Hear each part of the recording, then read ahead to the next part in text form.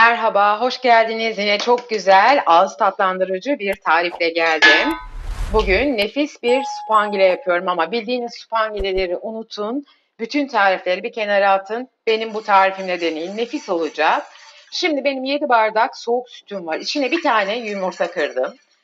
Altını yakmadım tencerenin. Hala soğuk. Yumurtamı güzelce karıştırıyorum. 2 yemek kaşığı kadar mısır nişastam var. Mısır, pirinç, sizde hangi nişasta varsa onu koyabilirsiniz. Güzelce çırpıyorum. Bir su bardağı kadar unum var. Hepsini güzelce karıştırıyorum. Topaklanmasını önlüyorum. Ondan sonra ocağımın altını yakacağım. Bir su bardağımda şekerim var. Bunu da ilave ettim. Güzelce karıştırıyorum yine. 3 yemek kaşığı kakao.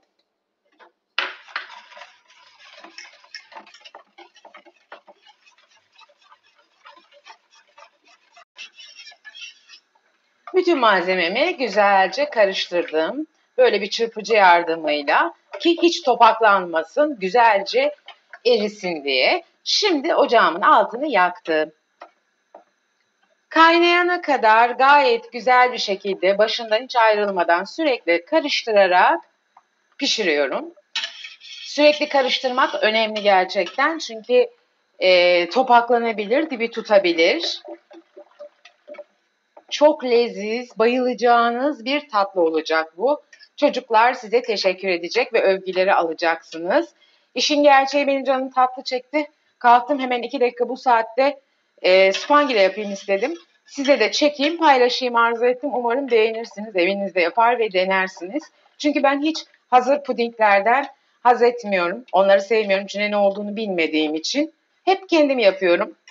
Ama ekstradan sonunda göreceksiniz farklı bir şeyler koyacağım. Biraz daha lezzet katacağım. Kaçırmamanızı dilerim. O yüzden videomun sonuna kadar izleyin.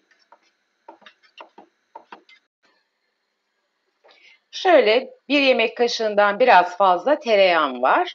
Şimdi sütüm ısındı. Bütün malzemelerim güzelce karıştı. Neredeyse kaynamaya yakın oldu. Bu aşamada da tereyağımı ilave edip güzelce karıştırmaya devam ediyorum. Bu arada beni bu dakikaya kadar izlediğiniz için size çok teşekkür ediyorum. Umarım size faydalı olabiliyorumdur ve tariflerim size yardımcı oluyordur. Bu ana kadar paylaşmış olduğum bütün videolar ve tarifler hakkında kafanıza takılan, anlamadığınız yer olursa bana lütfen yorumlardan sorun.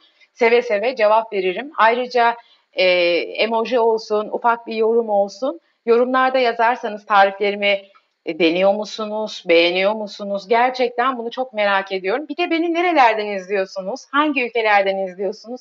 Bunu da çok merak ediyorum. Yorumlara yazarsanız sevinirim.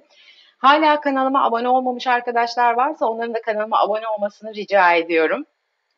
Ve videolarımı izleyip beğenmenizi, özellikle beğeni ve bildirim zili açmak çok önemli. Her paylaştığımız yeni tarif videosu bildirim zili açtığınız zaman ilk direkt olarak size bildirilir.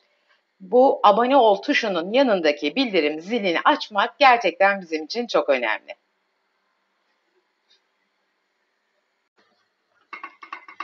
Spamgilem güzelce kaynadı.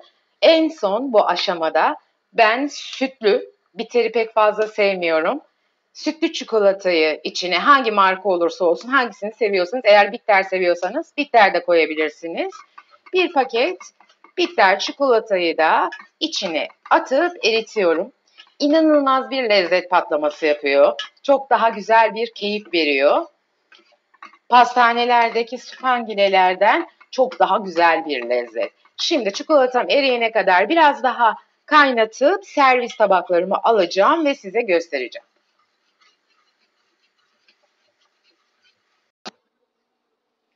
Evet, spangilelerimiz hazır oldu. Servis ettim. Şöyle minik süslü kaselerim vardı, ona koydum. Bir de büyüklere koydum. Bu ölçülerden tam olarak 5 büyük kase, 2 de küçük kase çıktı arkadaşlar. Bilginiz olsun. Şimdi biraz da üzerlerine süs olsun diye ve lezzet katsın diye nar taneleri atıyorum. Malum kıştayız. Kış ayında da nar her şeye hem lezzet hem şıklık katıyor. Bir de bir başka sunuş şeklimde supangilemi ters çevirdim.